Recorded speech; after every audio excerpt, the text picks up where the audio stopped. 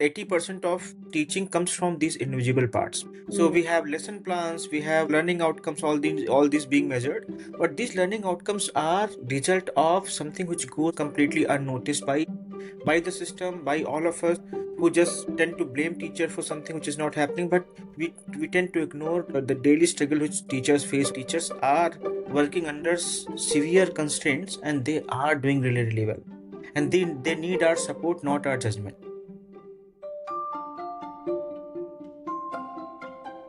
Teaching isn't made of lesson plans. It is made of small decisions taken under constraints, often at the moment. Those decisions shape how our children experience everyday life in their classrooms. Today's guest, Mr. Anurag Shukla, has seen those decisions up close across policy formulation, classrooms, teacher trainings, and the spaces where policy meets reality. From your vantage point, what do we miss about teaching that happens in the classrooms? What do we miss noticing about the teacher's judgment? Yeah.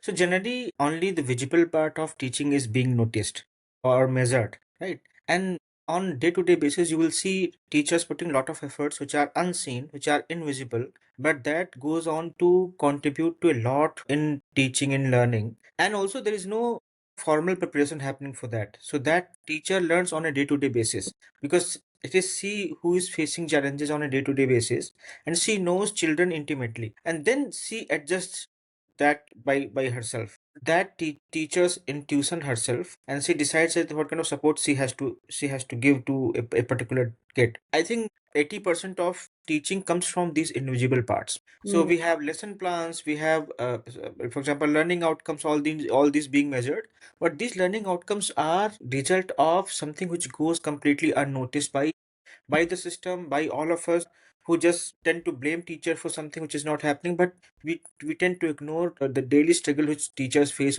So help Yeah. us see it better by taking us into a classroom. Help us see a movement where teacher used her judgment under these challenging situations. Yeah.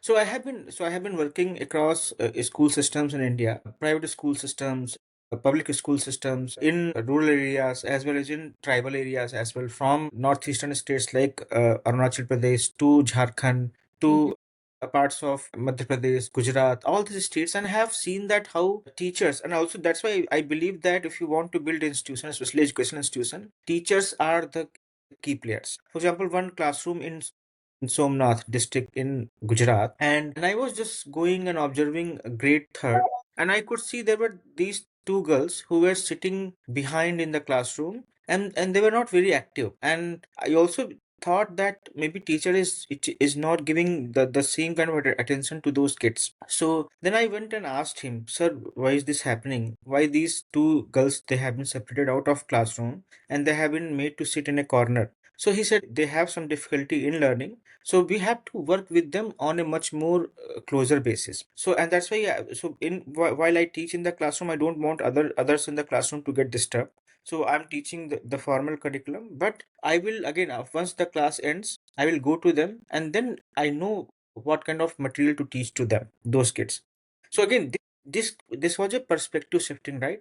So initially, actually, I judged the teacher, but when I heard him saying this, I felt that this teacher, a government school teacher in a village near Somnath, and he's so conscious of how to deal with these kind of inequalities within the classroom, right? Learning inequalities. So some kids might be slow learner, and we have to adjust our pedagogies, teaching styles according to that, right? So these are the moments when you realize that teachers are doing so many things inside the classroom, but all these things get unnoticed, right? Goes unnoticed completely. So Right. when this teacher, he has been saying that he has been working with those set of students, and he has been seeing these kids coming every single year, but there is no help from the system as such. And system also does not, system does the simple thing that, okay, so give me the number of kids who might be facing some challenges in classroom, and numbers are given, but there is no support for that. So teachers are creating support on their own wisdom, on their own knowledge, and they have been, I think, within their own constraint, they have been doing really really well. Right. And you will see happening across, for example, one school in actually one system leader in Arunachal Pradesh, and he has been working in Arunachal Pradesh for a very long time. Again, very interesting geography as well. Arunachal Pradesh as Mhm. a state shares border with China. Right. Uh, Also it shares border with Myanmar. And very interesting. So I visited school in a district called Changlang. So there are three districts in Arunachal Pradesh which are again quite politically contested there, because there is an open border with Myanmar. So while I was visiting Changlang district, I visited few schools where there was a single teacher. The Mm, teacher's name was Vikram Sir, mm, and there were, I think, some 32 kids in whole school, and there was one single teacher, and he's from Assam, and he was so lovingly talking to those kids, working with them. So both all of them, they had created a post office together. So there's a post office box, mm, and teachers and students working together creating that. So I believe that one single teacher can actually transform the lives of all those 32 kids. mm. And this is not taught in any formal teacher training institute, right? This Right. is very much like comes from how the kind of love you feel for those kids who have nowhere else to go. For example, now in India, if you see, so from 2025, Mm, almost 70% of shift has happened from government school to private school. So mm. if you have even a few hundred rupees, you would like your kids to go to a private school. So there Right. is a perception, right, for government schools, saying, oh, government schools are not working, teachers are always absent. But when you visit schools like these, you realize that no, teachers are working under severe constraints, and they are doing really well. And they need our support, not our judgment. That's a very powerful line, that they need our support, not our judgment. Yeah. And also, we have to open our minds to be able to notice the things that they are doing. They are identifying the constraints, they are using their own wisdom, their own judgment, their own experience, and actually optimizing the experience for the child, Yeah. right? And as you said, they are making a difference. One single teacher can make a difference to the lives of 30 plus students. And Yeah. that's a very powerful thing that you have shared with us. And so let us assume this, let us see this from the experience of a child. The teacher is using his or her own judgment to provide, to create an environment to give a better experience to the child, not just a good lesson plan happening. And a lot of times we see that teachers are not just providing something, but they are also sort of preventing something which Yes. is not good from happening. Exactly. So, share your perspective on that. Yeah. So again, you rightly said that both teachers and students, they are working under constraints. So even in Arunachal Pradesh, I just discussed, even there, for example, these kids, they came from poor socioeconomic economic background. I very distinctly remember a really small girl in grade second wearing, and it was really cold in Arunachal Pradesh, but she has just one old sweater, and she had been supported by the teacher. So teacher knew that maybe in her family she might not have enough resources in order to buy a new sweater. So then he actually bought a new sweater for her. So again, both, because teacher also knows that, because he's also working under constraint. For example, that school I'm talking about, in that school there were only two classrooms, and not even proper blackboard, and also classrooms were still made out of, like, these were wooden classrooms, Mm. no office space as well. So again, teacher had to navigate this very difficult environment where he has to also perform all the duties of all of that administrator, teacher, and everything, take attendance, midday meal, everything which is system requires. But at the same time, also modeling for the teacher. For example, for kids, those 32, they don't see any role model in their family, the kind of family background they come from. Teacher becomes the only role model, and that's where the role of teacher becomes even more important. And someone like Vikram Sir, he was actually a role model, a model teacher for those 32 kids. And let me give you one example from Uttarakhand. In those days, I was working with Ajim Premji Foundation, and I was doing my field observation in Udham Singh Nagar district in Uttarakhand. Mm. And very interestingly, so while so it was a 2 month long observation. So I had to sit in the classroom and just observe what is happening. Okay. So in grade two, I noticed something, that there was a girl. She was a little older than other classmates, her class, and she used to be very aggressive, and she used to shout, scream, beat others, and this was very unusual for me. Like, first this fact that she was little older than other kids in the classroom, and then being very aggressive, being very loud, being very, like, screaming at others, beating at others, Oh. at him. So again, teachers were also very concerning. Teachers were also saying that, okay, so Anurag, we don't know what to do here, and we also working under constraints. and we have no solution right now, but let's work together and find out something. Let's first find out why is she doing that. Like there must be something which is making her behave in this manner. And very interestingly, her brother was in grade 1 and he was also a little older than the other kids in classroom, and he was doing the same thing, like same, being very aggressive, being very loud, screaming at others, beating others. So again, these were considered as a problem kids in Mm. schools. And part of my field observation, the objective was also to actually understand the school system, and not just that learning outcomes, not just what is happening inside classroom, but also pedagogical part. So within a classroom you will have different diversities, and diversity just does not just mean like linguistic diversity or class diversity or caste diversity, but also learning diversity as well, right? There might be kids which are learning, and we all learn differently. So I was also focusing on that. I was also trying to understand what is happening, both brother and sisters behaving in a certain manner. So we thought of visiting their family. We said that we have to actually go and talk to them, their parents, and Mm. try to see what is happening, and without any judgment, without saying that whether they are doing, when these kids are doing this in school, whether that is right or wrong.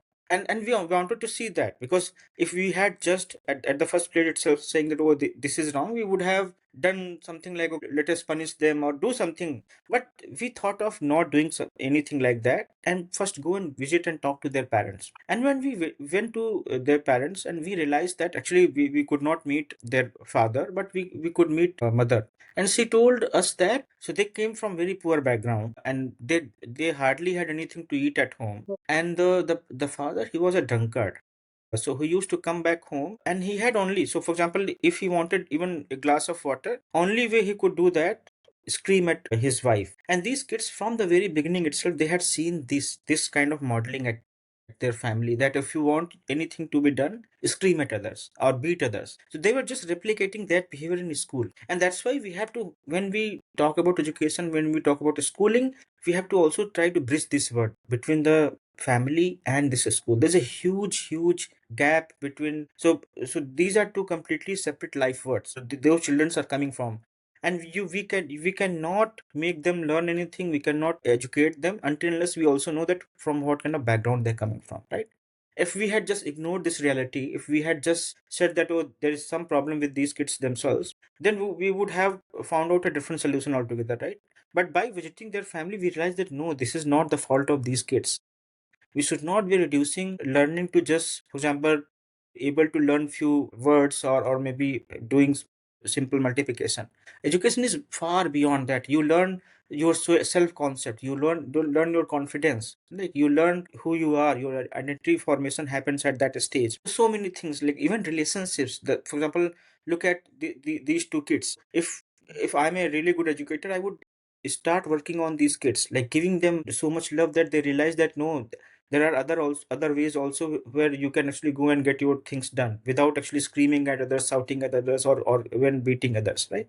So Yeah. again, that's why education matters, and that's why we have to lead the, especially the educators. They are the most important, most critical stakeholders in any schooling system or education system. Thanks for sharing these wonderful examples. And I noticed that the example covers a variety of cases where, Yeah. on one side, there was a constraint of resources, then there was some family issues which the Yes. children were facing, and there was a absence of a role model. On then the other side, there are different contexts under which the children were Yes. learning. So one is the two different languages they were learning. So Yeah.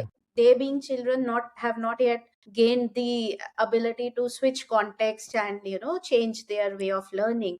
So Yeah. observing all of these minutely and changing the teaching approach based on that, what the child needs is the key. And as you have said, the teachers are the role models.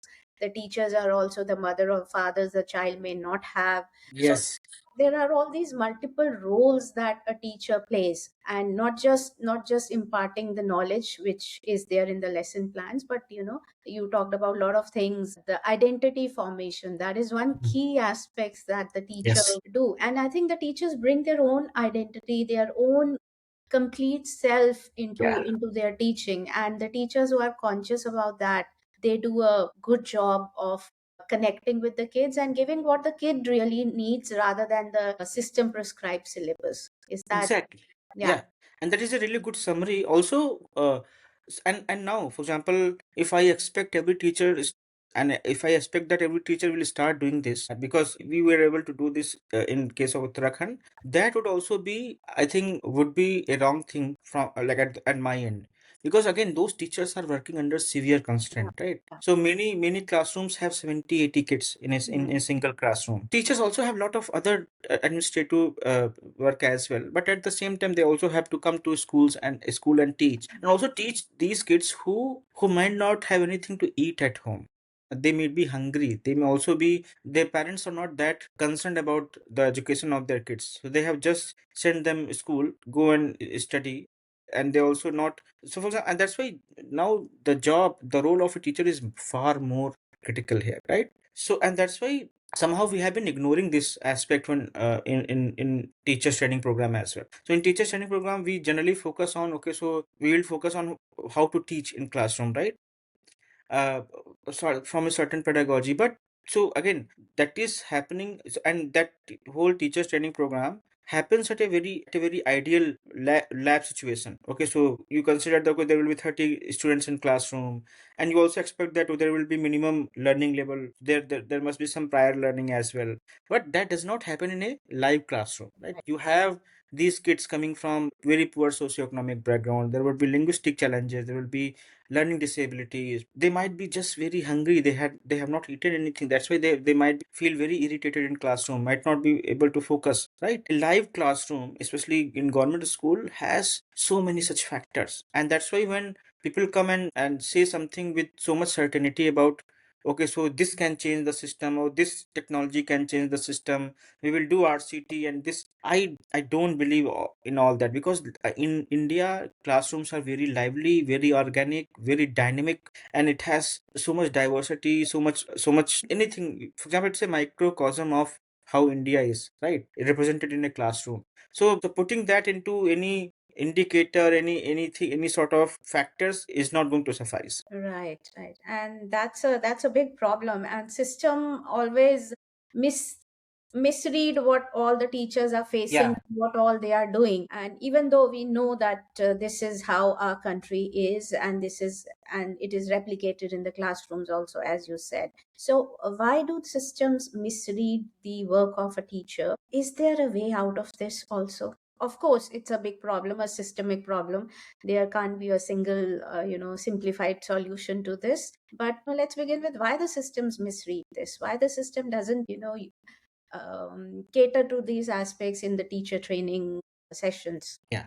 So I think we made some mistakes even when we got independence. So if you look at other countries, they focused on their primary education, whether it was Singapore, Korea, China, other East Asian countries, all of them they focused on their primary education, right? Especially the school education. In India, we started focusing on higher education. And even though reports after report, for example, Kothari Commission report in 1968, it again spoke about that, no, we have to focus on primary education, quality education again, and everyone, despite their caste, class, religion, community they come from, everyone should have access to good quality education. But nothing happened. Schooling in India, or higher education in India, remained a private, for example, private good. So if you have money, you can go and buy education. But again, if you look at, for example, even in 70s and 80s, when we started having more and more schools in our villages, schools in those days were actually doing really well. So for example, my father, he has also studied in government schools, right? And if I go and ask him, he will say that no, teachers were very honest, they used to come to the classes every day, they used to also treat us like their own kids, and they used to also fear those teachers. If they, and my father, he tells me that if we used to see our teacher in the market, we used to disappear. So I should not be facing this teacher because I have to face him in my school as well. But you start seeing that how this started changing after 90s. So after 90s, India opened up. So we had now more and more private schools opening up. So now, I don't know if it is deliberate, but you will also see that, you just want to do bare minimum for government school. Okay, so these many teachers again, after so much of, for example, Supreme Court has said that no, there should be these many teachers, these all these judgments came up and saying that no, we have to do that. We finally came up with Right to Education Act in 2010. Think about this. After almost how many years of our freedom, right? After almost 63 years of after our independence, we had finally Right to Education Act, right? But even there has been a lot of dilution, right? A lot of dilutions have happened even in that case. And take example, for example, other countries.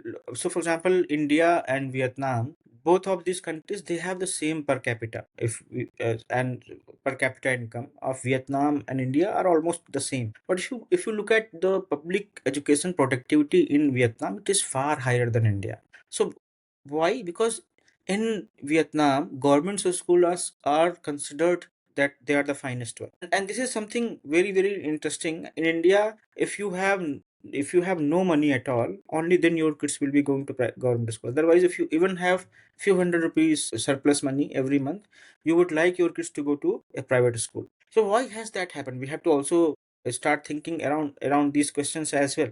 So there is a theory which calls it elite exit theory, which says that any public system will crumble once elite exit from it.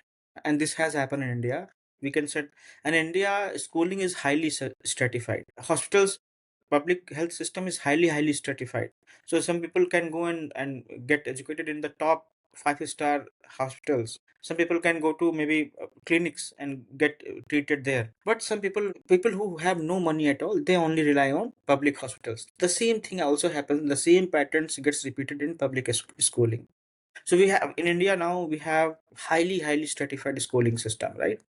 In countries like Vietnam, it is not the case. Even in USA, so the public school system is quite good. If you're living in a district, you can only send your kids to that district, that is school in that.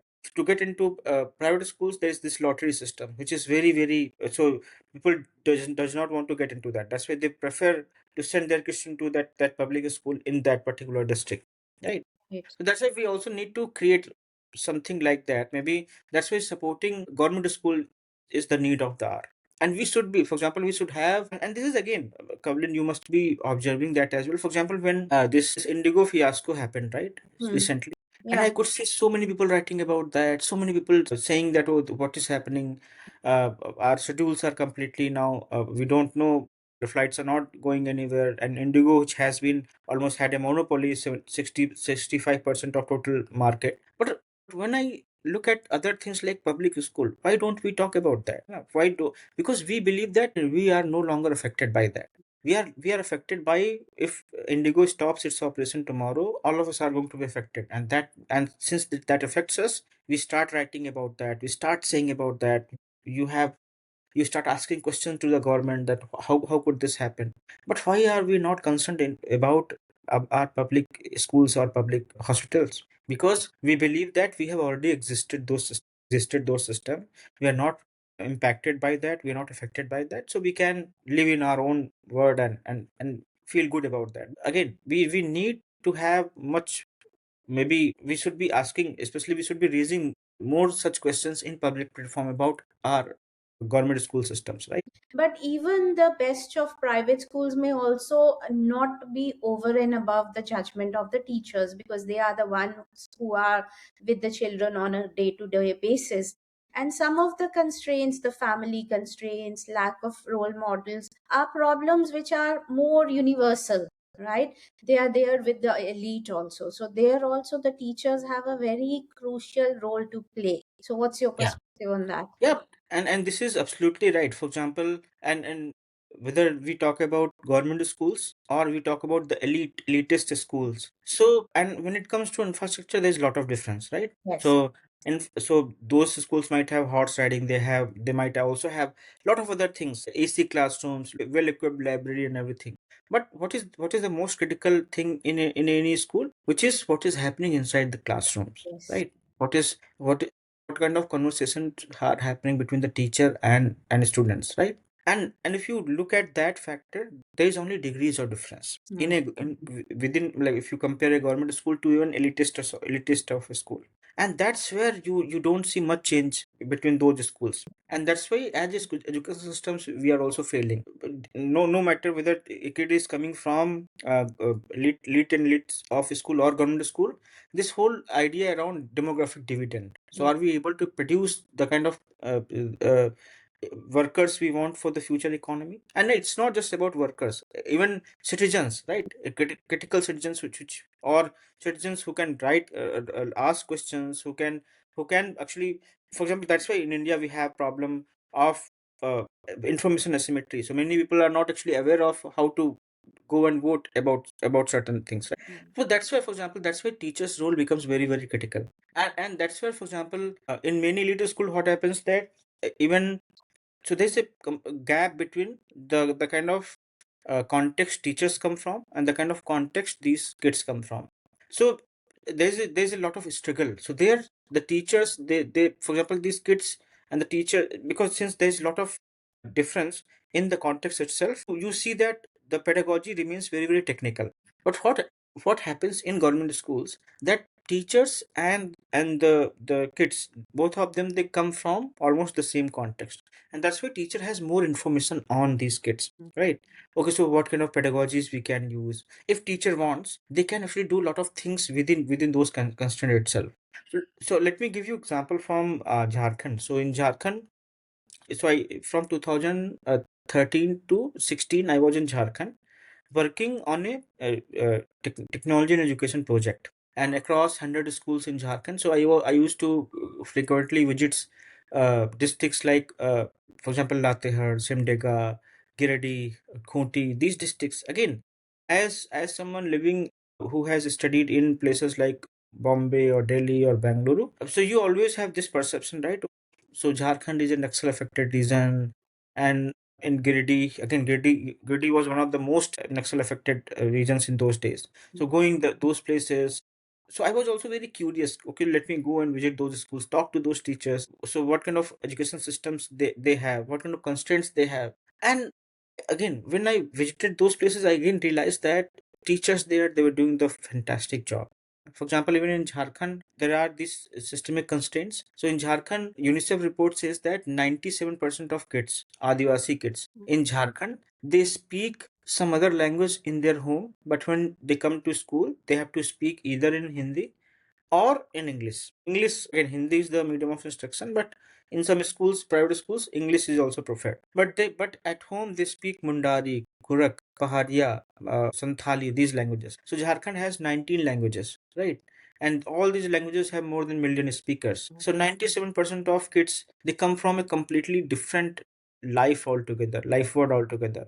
So there's a Adivasi way of life which is different from the mainstream life. So again, bridging that gap itself is very very important, and that's why in states like Jharkhand or in other states where there is a significant Adivasi population, you will see very very high dropout rates. And the reason is that they cannot connect what is happening inside the classroom. The symbol on the textbooks, the stories in the textbooks. So they believe that these are not their stories, right? These are the stories of someone else. These symbols, they coming from somewhere else. So that's why after some point of time they lose interest and they drop out of the system. And that's why in a state like Jharkhand has the second highest dropout rates in India. Mm. It also has systemic constraints like 40% of schools are one single teacher schools. Almost all teachers are contractual teachers. So again, under these serious constraints, these teachers are working, functioning. For example, in Simdega districts, what was done, that we started working with the local community. And since we knew that now this is a problem because of this situation where because there's a huge gap between the life of a kid in their family, in their home environment and school, and that's why, and we have to create a bridge. So we started doing, we started creating. For example, we invited their mothers, their parent, like all parents, even community members, all of us, we came together and we said that, so narrate your stories to us. All of them, they had their own fascinating stories. For example, in Santali, there are, so we got to know that there are 13 different separate words for rat, chuha. So again, and that is based on where this rat is being encountered, and also their relationship. For example, for us, rat is a something which has to be, for example, it's a pest. We will use pesticide to kill that. For that, it's a very intimate part of their world. So for them, the relationship is not rat has to be killed, it has to be there. It also, there's a relationship of coexistence. So this is a difference at the worldview level itself. But what happens in our textbook, in our schools, that worldview, that life is completely ignored or actually looked down upon. So you are a आदिवासी बच्चा, धनुष बाण चलाना तुमको सिर्फ आता है, तुम मछली पकड़ते हो, all that, right? That's why being a conscious teacher is very, very important. So listening to these kids is very important, giving them space, giving first thing you have to do in the classroom, that these kids start speaking in classroom. Otherwise the classrooms are very, very silent, very. And that's why I don't consider silent classroom as the good classroom. That class more noisy classrooms are something is actually happening. Otherwise means that you have actually already established the truth. Okay, so now learning has already happened. Noisy classroom means everybody is participating. Exactly. So they're actually active. They're doing something. So what we started doing, that we also got the locals hired, who also created illustration based on their stories. So we started with the help of local state government, with the help of teachers, we started introducing those stories in grade 1, grade 2, so that they read their own stories. They can go back and talk to their grandfathers about those stories, ask question कि बाबा ऐसे ही हुआ था ना, ऐसे ही होता था ना. So then they started actually connecting with the life of a school as well. Before there was no connection at all. But all that is not possible if the teacher is not willing. So who is the critical stakeholder here? Again, the teacher. So you can do, and also even to diagnose something like this has to come from the teacher. So no other person can actually go and do that. So a teacher who is very, very conscious of these things in his or her classroom, only she will have, okay, so maybe I should be doing something like this in my classroom, so that I can help my kids, my students, right? And then you can build upon that. And that's why we have to again restructure our education system around teachers. So, and that's why, for example, if you remember, Professor Krishna Kumar, he recently wrote about how so many good teachers are actually leaving schooling system. They no longer want to become teacher, because there's so much administrative work, so much pressure, and under so many constraints you have to actually perform. So this performative culture has come. So you no longer enjoy going to classroom and teaching. So now you're teaching for the test, teaching for someone, teaching for this, teaching for that. All that knowledge education has been compartmentalized, and you have been given the task to do something. So now it's like you are like that horse which is just going straight. You cannot use anything of your own, use this textbook, use that module, use that guideline, and do as it is being told to you, or has been instructed from the top. So that's why until unless we give teachers autonomy, teachers more and more agency, we won't be able to solve this learning crisis. Very true. And the entire system, like you said, rewards marks, the Yeah. test results. And if we talk about the parents also, they also reward what is visible, what is impressive, the marks also. They also fail to see what the teachers are doing every day in the classrooms, how they are supporting each and every child and working under the constraints of various types. So as a parent, what are the things that I, as a parent, should notice more about what the teachers are doing, what judgment they are bringing, other than what the results of a child are saying? Yeah.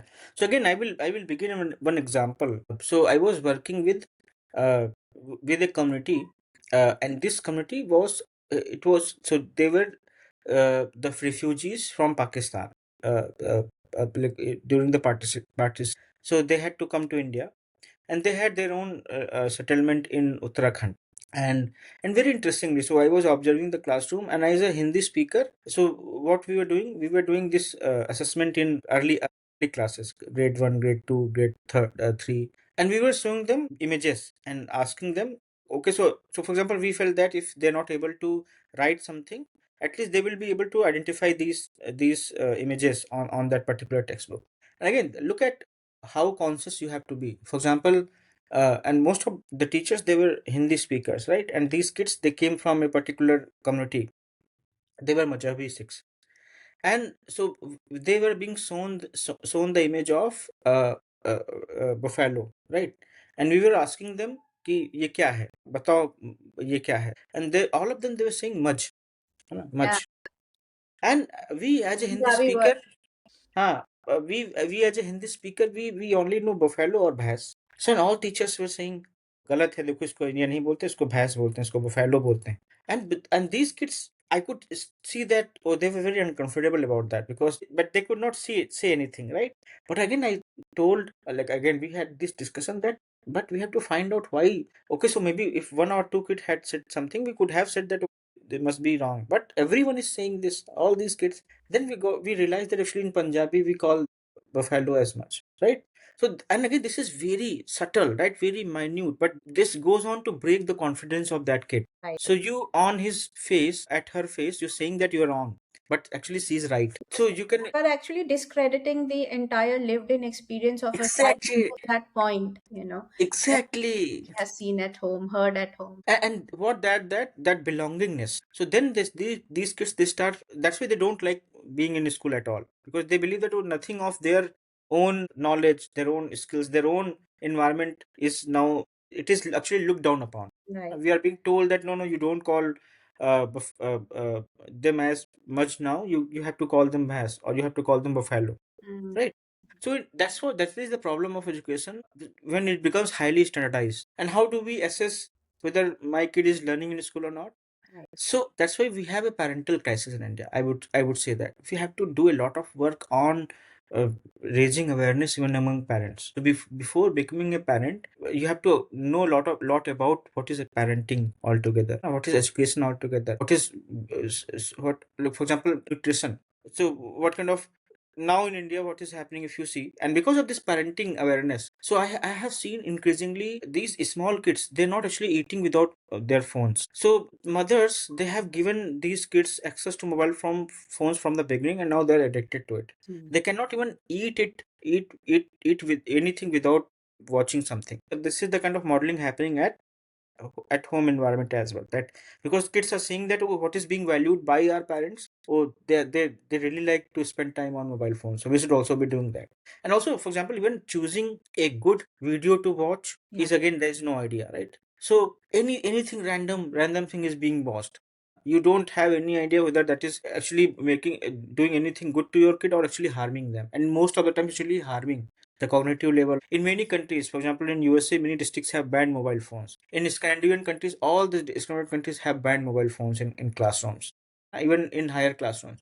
But in India, somehow we even find solution in mobile phones. But device does not equal to learning. A device does not equal to schooling. But somehow we have this idea that, okay, so if something is not happening, offer a new device. But all that won't go until unless we have parental awareness, right? For example, even in edtech, if you see, so actually I did my PhD around education policies and edtech field in India, and what we saw that around 90% of total investment in India, and it is in billions and billions of dollars, has happened in exam prep market, which is IIT, preparing for IITs, NEET. And why do you think it happens? Because there is high ROI there. For all those venture capitalists investing in tech companies, they're not looking to improve education, they're looking to get more profit out of it, right?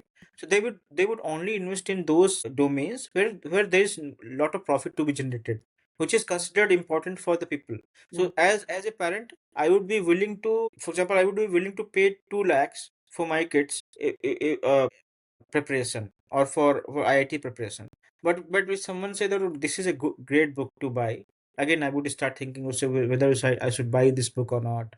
But exam के लिए IIT की तैयारी करना, so I will be willing to spend as much money as possible. Right. So that's why these people, they work on our anxiety, our fear, our own this whole parental anxiety, that, okay, so if my kids does not get into IITs, or these does not pass NEET exam, what he will do or she will do, right? So that's why once, but if you become a conscious parent, you will realize that no, there's a whole world beyond cracking IIT or NEET exam or law exam. Your kid can become anyone he or she wants, but that would again require a lot of parental accountability, parenting awareness. Maybe some parenting associations should start working in that direction. Government has to also do a lot of things around that.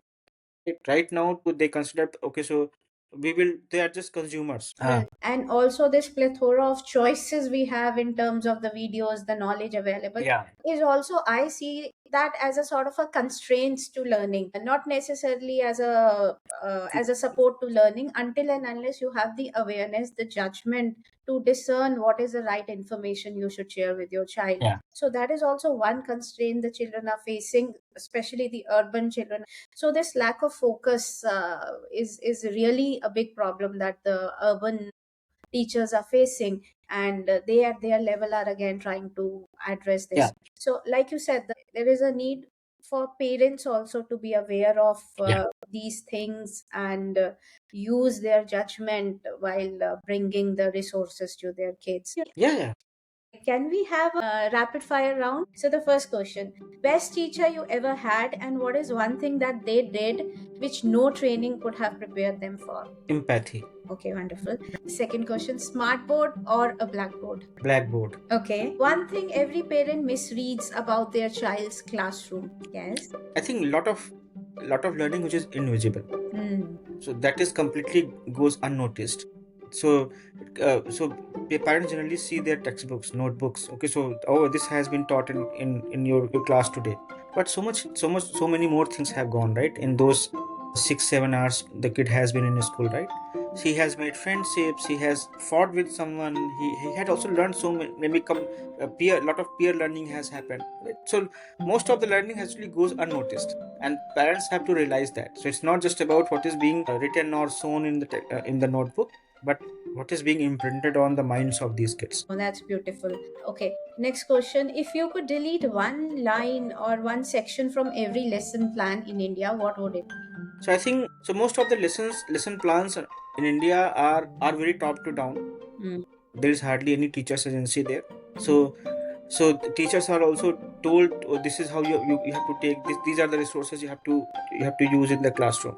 I think that we can remove. We can just suggest few topics to them and leave them to teach in their own innovative manner they want. Now we can throw some ideas, we can provide them with some ideas. Again, it's not that we don't need to do any teachers training program, but those teachers training program should happen on much more equal level, and it's not top to down cascade level, but teachers also sharing their constraints, challenges inside the classrooms, the resources they need, pedagogies they need, and accordingly the system also adjusts.